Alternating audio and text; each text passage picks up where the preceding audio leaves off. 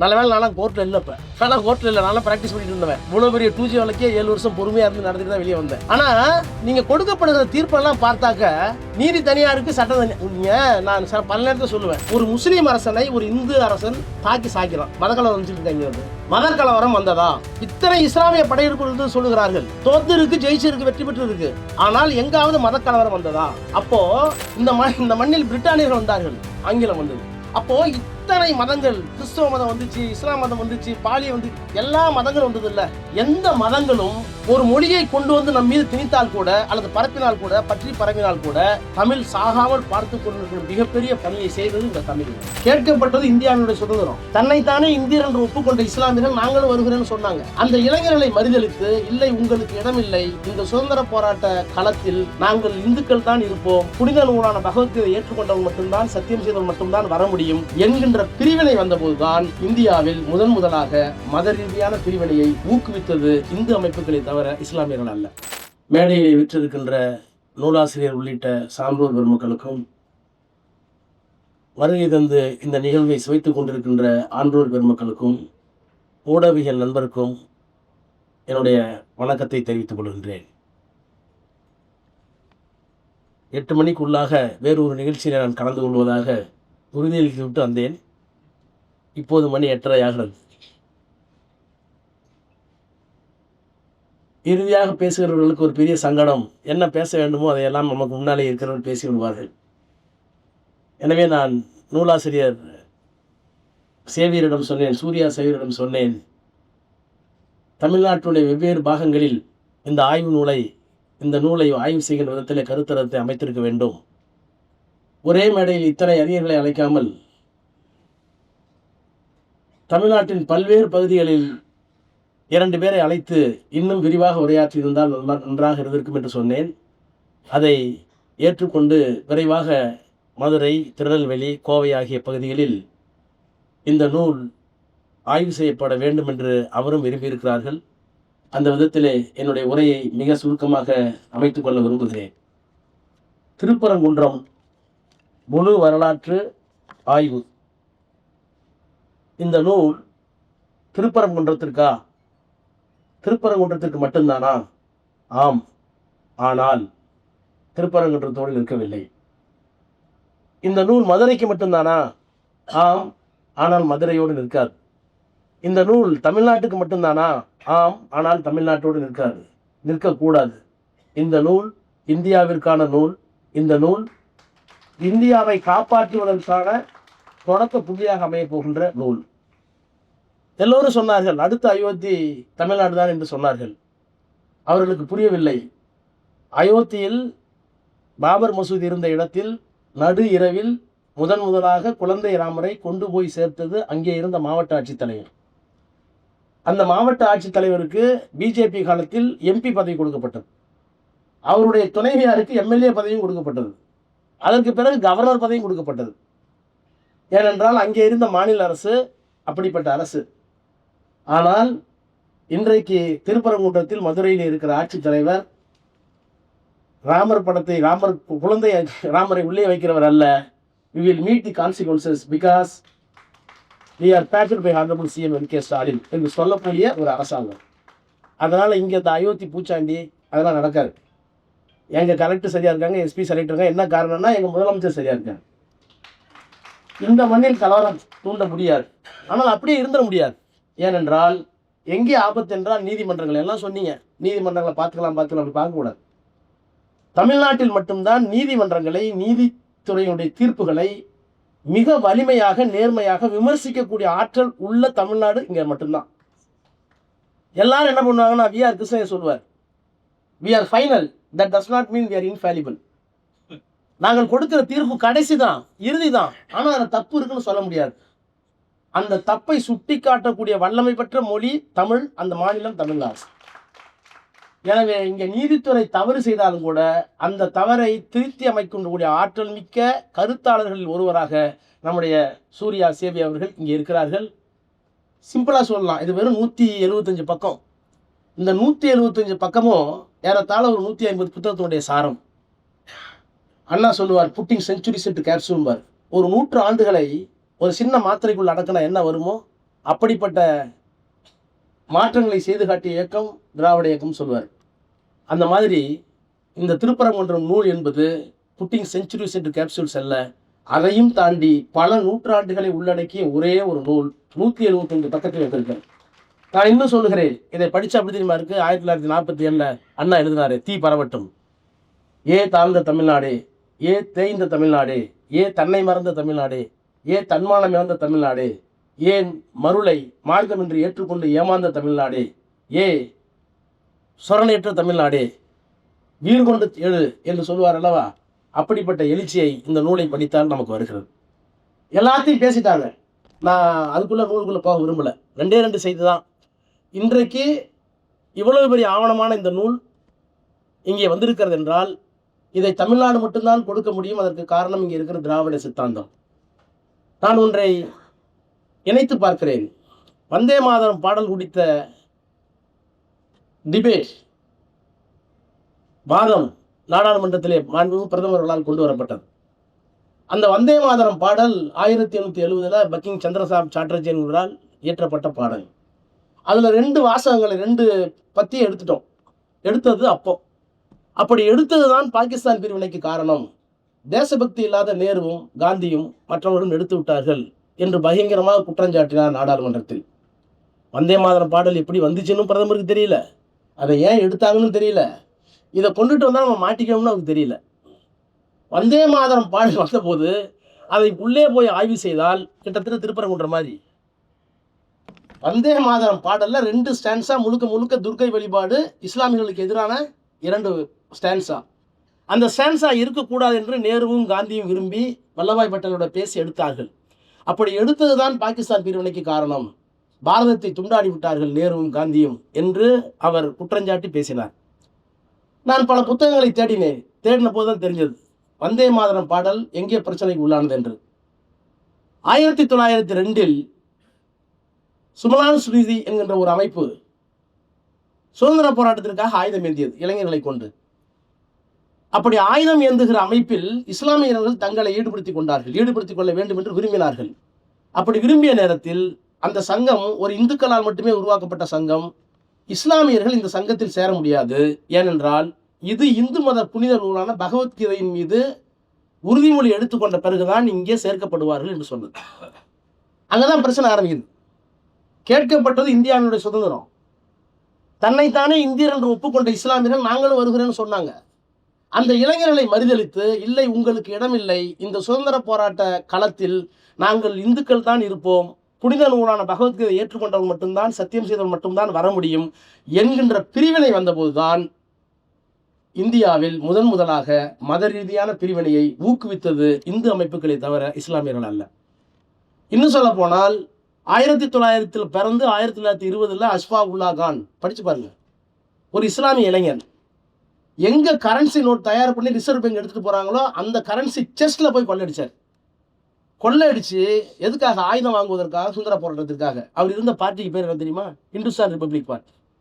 அஷ்ஃபா உல்லா கான் இருந்த இயக்கத்திற்கு பெயர் ஹிந்துஸ்தான் ரிபப்ளிக் பார்ட்டி, இந்துஸ்தான் குடியரசு கட்சி. இந்துஸ்தான் குடியரசு கட்சியில் ஒரு 20 வயது இளைஞன் வங்கி செஸ்ட்ல போய் கொள்ளையடிச்சு அந்த பணத்தை கொண்டு போய் ஆயுதம் வாங்கினான். அதற்காக சரிபடுத்தப்பட்டான், மரண தண்டனை அறிவித்தான். அந்த மரண தண்டனையோட கடைசி வார்த்தை, என்றைக்காவது உன் கல்லறையில் இந்தியா விடுதலை பெற்றதற்கு பிறகு விடுதலை பெற்ற மண்ணை கொண்டு வந்து என்னுடைய கல்லறையின் மீது தூவுங்கள், இதுதான் என் கடைசி ஆசை என்று எழுதி வைத்திருக்கிறான். அப்போ இந்தியாவில் பிரிவினை வருவதற்கு காரணம் யார் என்பதை மிக தெளிவாக வந்தே மாதரம் பாடலில் நாங்கள் சொன்னோம். அங்கிருந்து ஆரம்பித்தது தான். அதற்கு பிறகு மெல்ல மெல்ல மெல்ல மெல்ல அது பரிணாம வளர்ச்சி பெற்று இஸ்லாமியர்களுக்கும் இந்துக்களுக்கும் மிகப்பெரிய இடைவெளியாகி இந்த தேசத்தை கூறுபோக்கூடிய சூழ்நிலையை உருவாக்கியது இஸ்லாமியர்கள் அல்ல என்று நாடாளுமன்றத்தில் நான் பதிவு செய்தேன். அதற்கு பதில் இல்லை. இதை நான் சொல்லுவதற்கு காரணம், எப்படி வந்தே மாதரம் பாடல் ஆனந்த மடம் என்கின்ற ஒரு நாவலில் துவங்கி இந்த தேசத்தை பிளவுபடுத்தியதோ, அப்படிப்பட்ட ஒரு பிளவு தமிழ்நாட்டில் வந்துவிடக்கூடாது என்கிறதுக்காக எழுதப்பட்ட ஒரு அருமையான நூல்தான் திருப்பரங்குன்றம். இந்த திருப்பரங்குன்றம் நூலில் எல்லா தரவுகளும் இருப்பது மட்டுமல்ல, இது இந்தியாவினுடைய இறையாண்மைக்கு மட்டுமல்ல, இந்தியாவினுடைய மதச்சார்பின்மைக்கு கட்டியம் கூறுகின்ற ஒரு நூலாக இது அமைகிறது. இந்த நூல் நிறைய விஷயங்களை சொல்றாங்க. இப்போ நீங்க சொன்னீங்க பிரமலை கல்லர் என்ற ஒரு சமூக அமைப்பு. அந்த சமூக அமைப்பில் அந்த காலத்தில் ஏற்பட்ட சிறு பிளவு காரணமாக அவர்களுக்குள் சண்டை ஏற்பட்டு அந்த சண்டையை தீக்கி வைக்கிறதுக்கு யார் வர்றாரு? சொக்கநாதர் வர்றாரு, அழகர் வர்றாரு, சுப்பிரமணியர் வர்றாரு. அதில் கூட சொக்கநாதரும் அழகரும் தப்பு பண்ணதான் இல்லை. ஏன்னா அவங்க 2 பேரும் தமிழ் கடவுள். இந்த சுப்பிரமணியர் என்ன பண்ணுறாரு? தப்பாக தீர்ப்பு சொல்லி ஒரு பக்கமாக சாதகமாக போனதுனால அவரை சபித்த இனம் தமிழ் சமூகம். சபித்து விட்டு உன் கோயிலுக்கு நாங்கள் வரமாட்டோம், உன்னை கடவுளாக ஏற்றுக்க மாட்டோம், திருநீர் பூச மாட்டோம்.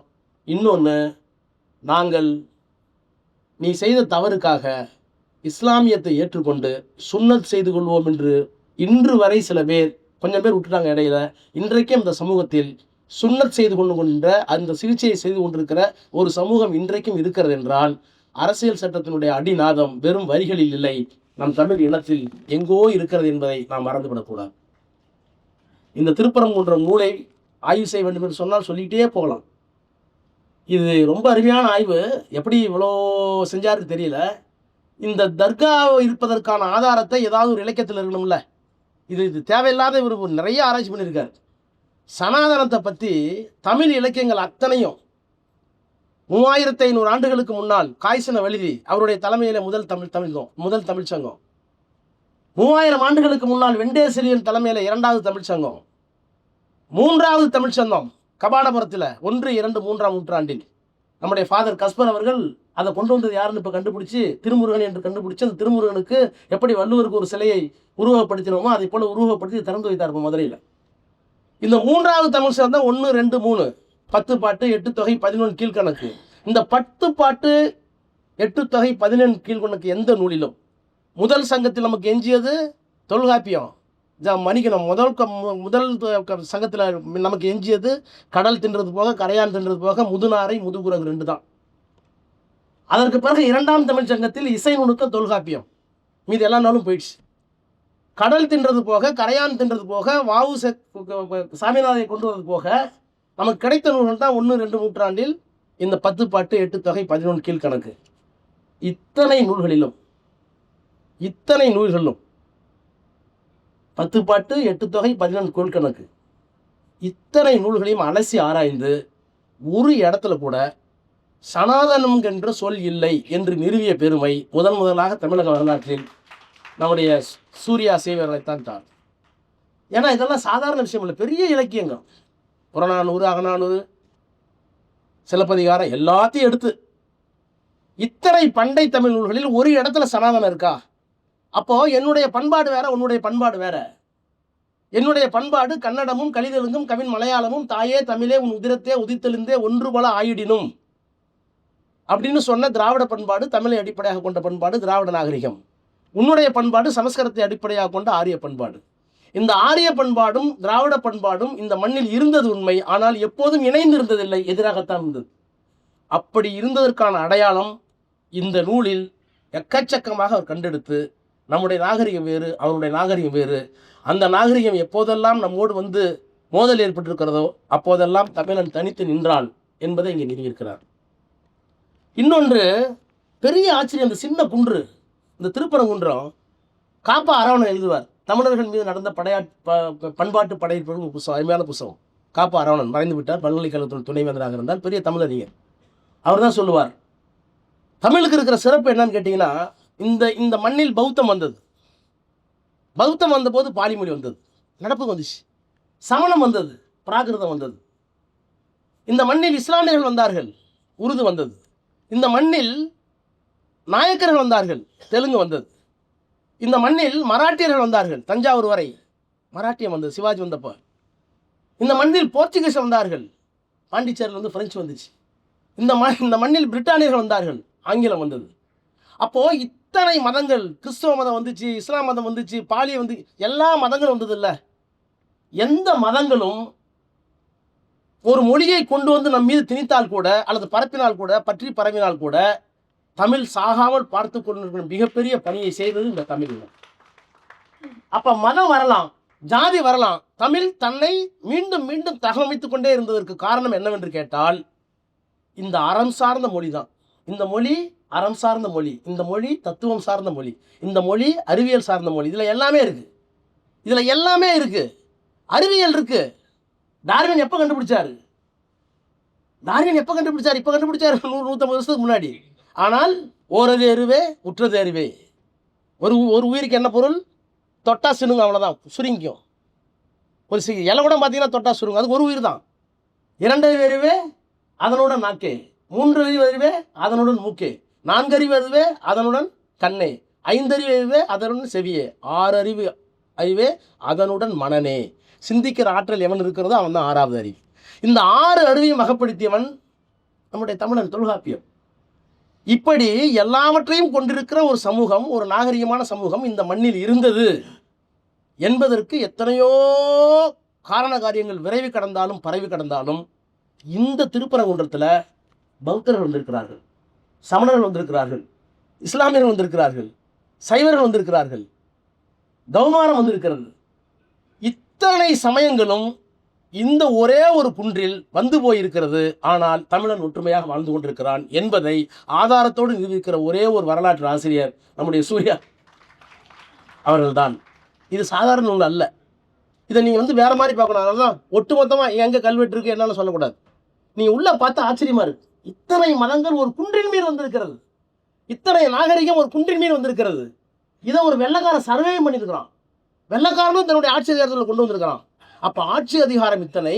இன்னொன்று பார்க்கணும், நீங்கள் ஒரு மன்னன் தொழுகையில் இருக்கிற போது, அவன் ஒரு இஸ்லாமியர், தொழுகையில் இருக்கிற போது குலசேகர பாண்டியன் கொன்னுட்டான். ஆனால் கொன்னதுக்கு பிறகு ஃபீல் பண்ணுறான், நேருக்கு நேர் சண்டை போட்டிருக்கணும். அவன் தொழுது கும்பிட்டு இருக்கான், பின்னாடி இருந்து குத்திட்டான். அதற்கு பிராயச்சித்தமாகத்தான் அவருக்கு இந்த தர்காவை கட்டுகிறார்கள், அமைக்கிறார்கள். அந்த தர்கா அமைக்கிற போதே குலசேகர பாண்டியனுக்கு கண்ணு போயிடும். எங்களுக்கு கடவுள் நம்பிக்கை இல்லை, ஆனால் இயற்கை எங்கேயோ கார்லேட் பண்ணுதோ அப்படிங்கிற எண்ணம் இந்த புத்தகத்தை படிக்கிற போது வருகிறது. அதை விட போகர் வாழ்ந்தது கிமு. ஒரு தேடுறாரு, இந்த தர்கா எந்த இலக்கியத்திலையும் வரல, எந்த ஆர்கியாலஜிக்கல் டிபார்ட்மெண்ட்லையும் வரல. ஆனால் தர்கா இருக்குது, இதுக்கு ஹிஸ்ட்ரி மட்டும்தான் வெறுமனா இருக்குது. இது எங்கேயாவது ரிஃப்ளெக்ட் ஆயிருக்கா இலக்கியத்தில்? போகர் 2000 கிமுவில் வாழ்ந்தார் அவர். ஆனால் போகர் 7000 ஒரு இலக்கியம் இருக்குது, அந்த இலக்கியத்தில் இந்த தர்கா வரும். போகர் 7000 என்கின்ற இலக்கியத்தில் இந்த தர்காவை பற்றி மிக சிறப்பாக வருகிறது. அது என்ன காரணத்துக்கு வந்ததுன்னு இன்னொன்று நீங்கள் கவனிங்க. ஒரு முஸ்லீம் அரசனை ஒரு இந்து அரசன் தாக்கி சாய்க்கிறான், மதக்கலவரம் வந்துட்டு இருக்காங்க. அது மதக்கலவரம் வந்ததா? இத்தனை இஸ்லாமிய படையெடுப்பு இருந்து சொல்லுகிறார்கள், தோத்து இருக்கு, ஜெயிச்சிருக்கு, வெற்றி பெற்று இருக்கு. ஆனால் எங்காவது மதக்கலவரம் வந்ததா? அப்போ ஒரு நாட்டை தாக்கிய அரசனை அரசனாக பார்த்தார்களே தவிர ஆணிரை கவர்வதற்கு வந்தானா, பொருளை எடுப்பதற்கு வந்தானா, பூமியை பிடுங்குவதற்கு வந்தானா என்றுதான் பார்த்தார்களே ஒழிய இந்த மதத்தை ஒழித்து விட்டான், இந்த மதத்தை எடுத்துக்கொண்டான் என்று யாரும் சொல்லலை. ஆனால் இன்னைக்கு ஒரு ஒத்த முஸ்லீம் ஒன்று பேசிட்டா ஒட்டுமொத்த முஸ்லீம் மேலே பழி விடுவது.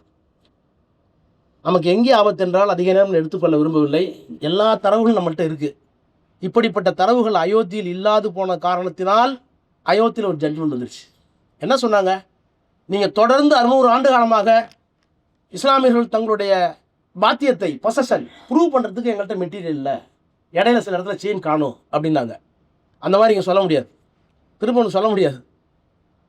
சேவியரை பொட்டி ஏற்றுனா செயினை கம்ப்ளீட்டாக க்ளோஸ் பண்ணிடுவார். இந்த ஒரு புத்தகம் போதும் இன்னொரு அயோத்தி இந்தியாவில் வராமல் இருப்பது. ஆனால் ஒன்று, நான் சூர்யாவையும் கேட்டுக்கிறேன், எழிலனையும் கேட்டுக்கிறேன், ஜபருல்லா கண்ணியும் கேட்டுக்கிறேன், வந்திருக்கவங்களையும் கேட்டுக்கிறேன், ஒரு தனியாக ஒரு கருத்தரங்கமே நடத்துங்க. அரசியல் சட்டமும் நீதித்துறையும் நீதிபதிகளும் நீதி பரிபாலனமும் இல்லைன்னா பெரியார் சொன்னே போடுங்க, நீதி கெட்டது யாராலையும் போடுங்க. பார்த்துறீங்களா? நீதி கெட்டது யாராலும் புதுசாக இருக்குது. அவர் போய் உங்களுக்கு தண்டனை தரணும்னு முடிவு பண்ணிட்டேன், எவ்வளோ தண்டனை கேட்பார். ஐயா சொல்லுவார், நீங்கள் பிராமணர், உங்கள்கிட்ட நீதி கிடைக்காதுன்னு எனக்கு தெரியும், உங்கள்கிட்ட வழக்கு நடத்தி பிரயோஜனம் இல்லை, உங்கள் மனசுக்கு எவ்வளவு கொடுத்தா திருப்தி அடையுமோ அம்புட்டு கொடுங்கன்னார். இனிமேல் அது வழி இல்லை, அப்படியாச்சும் செஞ்சு துடைக்கணும். தூரில் என்னதான் நினச்சிக்கிட்டு இருக்கேன்னு கேட்கணும். அப்போது இந்த புத்தகத்தோடைய இனிமேல் இந்த திருப்பரங்குன்றத்தை முன் வச்சு நீதி கெட்டது யாரால் அப்படிங்கிற தலைப்பில் கருத்தரங்கம் நடத்தினால்தான் தமிழ்நாடு காப்பாற்றப்படும் என்றால் அதற்கும் நாம் தயாராக இருக்க வேண்டும் என்பதை இந்த திருப்பரங்குன்றத்தில் நாம் முடிவு செய்ய வேண்டும். இல்லைன்னா நீ ஜட்ஜ்மெண்ட்டுக்குள்ளே போனீங்கன்னா சொல்லி கோவம் வந்துடும். நல்ல வேலை நான்லாம் கோர்ட்டில் இல்லை. இப்போ ஆனால் கோர்ட்டில் இல்லை, நான்லாம் ப்ராக்டிஸ் பண்ணிட்டு இருந்தவன். இவ்வளோ பெரிய 2G வழக்கே 7 வருஷம் பொறுமையாக இருந்து நடத்திட்டு தான் வெளியே வந்தேன். ஆனால் நீங்கள் கொடுக்கப்படுகிற தீர்ப்பெல்லாம் பார்த்தாக்க நீதி தனியாக இருக்குது, சட்டம் தனியாக. நான் பல நேரத்தில் சொல்லுவேன். வின்சென்ட் சர்ச்சில்கிட்ட கேட்டாங்க, why the court of law is being called for law, why it is not being called court of justice. தமிழில் நீதிமன்றங்கிறோம்ல, ஆனால் இங்கிலீஷில் என்ன கோர்ட் ஆஃப் லா தானே, ஏன் கோர்ட் ஆஃப் ஜஸ்டிஸ் வைக்கலன்னு கேட்டாங்க. அது ஒரு கிண்டல் பட்டு சொன்னார், I think that they know that justice will not be rented properly. ஏன் நான் கோர்ட் ஆஃப் ஜஸ்டிஸ் வைக்கல, நீதிமன்றம் தான் இருக்கணும் தமிழில். ஏன் கோர்ட் ஆஃப் ஜஸ்டிஸில் வைக்கலன்னா எல்லா நேரத்திலேயும் ஜஸ்டிஸ் உறுதிப்படுத்தப்பட மாட்டாது என்பது அவர்களுக்கு தெரியும். அதனால தான் அது court of justice law, court of justice இல்லைன்னாரு. இப்போ தமிழ்நாட்டில் கோர்ட் ஆஃப் லாவா கோர்ட் ஆஃப் ஜஸ்டிஸான்னு தெரியல. இப்போ கோர்ட் ஆஃப் லானா சட்டத்தை ஃபாலோ பண்ணால் போதும். கோர்ட் ஆஃப் லானா சட்டத்தை ஃபாலோ பண்ணால் போதும். கோர்ட் ஆஃப் ஜஸ்டிஸ்னால் நீதி கிடைக்கணும். இப்போ நம்ம சட்டத்தை ஃபாலோ பண்ணுறோமே தவிர, ஆர்கியூமெண்ட் நடக்குதே தவிர, ட்ரையல் நடக்குதே தவிர, எல்லாம் பேசுகிறமே தவிர, ஆர்டர் வரும்போது ஜஸ்டிஸாக வர மாட்டேங்குது. அப்போ ஆர்டர் இன்ஜஸ்டிஸாக வந்தால் நாம் செய்ய வேண்டிய வேலைகள் என்ன? இது தமிழ்நாடு அமைதியாக இருக்கிற ஊர். இங்கே வந்து அறிவுபூர்வமாக நம்ம சிந்திக்கணும். எனவே அப்படிப்பட்ட ஒரு அறிவாயுதைத்தான் நம்முடைய சூர்யா சேவர் வழங்கியிருக்கிறார்கள். திருப்பரங்குன்றம் வெறும் குன்றம் அல்ல, அது மதவாதத்தை, அமித்ஷாவை, மோடியை தமிழ்நாட்டுக்குள் நிலைய விடாமல் தடுக்கின்ற அரண். அந்த அரணை பலப்படுத்தி காப்பாற்ற வேண்டிய கடமை முதலமைச்சருக்கு மட்டும் இல்லை, நமக்கு இருக்குது. நீங்கள் வந்து நாங்கள் அவுட் ஆஃப் கண்ட்ரோல் ஆஃப் டெல்லின்னு சொல்கிறோம்ல, சிஎம் சொன்னார்ல, தேவைப்பட்டால் நாங்கள் out of control of high court, தேவைப்பட்டால் நாங்கள் out of control of supreme courts, we dare to see the consequences அப்படின்னு சொல்லக்கூடிய தைரியம், மன வலிமை வருமானால், தேவைப்படுமானால் வர வேண்டும். அப்படி வரவழைக்கிற ஒரு புத்தகம் இந்த திருப்பரங்குன்றம். நூலாசிரியரை வாழ்த்துகிறேன், வணங்குகிறேன். நன்றி, வணக்கம்.